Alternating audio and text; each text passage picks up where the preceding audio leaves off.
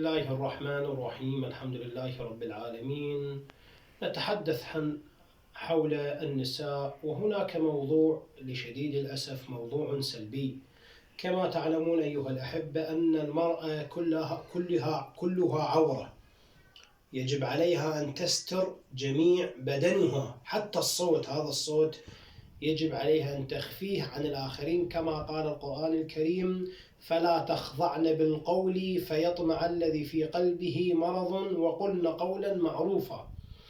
المرأة عورة أيها الأحبة، في صوتها، في كلامها، في معالمها، في وجهها، في محاسنها. يجب عليها أن تخفي كل شيء يؤدي بالريبة والشهوة من قبل الآخرين. أكو ظاهرة سلبية عند بعض العوائل وخصوصا النساء، يقومن بالجلوس بباب الدار ويتحدثن مع الجيران، يتحدثن مع النسوان الجيران، صديقتها جارته، تتحدث بالباب وتضحك وتسولف وتتشاقى وصوتها واصل إلى مكان بعيد. وهذا العمل وهذا الفعل هي ظاهرة سلبية، يجب على العوائل أن تجتنب هذه الظاهرة، لأن المرأة لابد أن تكون عفيفة، أن تكون تستحي، أن تكون كما عبرت عنها السيدة الحوراء زينب عليه السلام: أن لا ترى الرجال ولا الرجال يرون المرأة. هذه المرأة الصالحة، المرأة الحقيقية. وأيضا آية قرآنية قالت حول الحياء واستحياء المرأة، لابد تكون عندها حياء، تستحي من الآخرين. فجاءت إحداهما تمشي على استحياء، عندها من الحياء، من الوقار، من الاحترام، من القدسية، عدم التجاوز عن الحدود.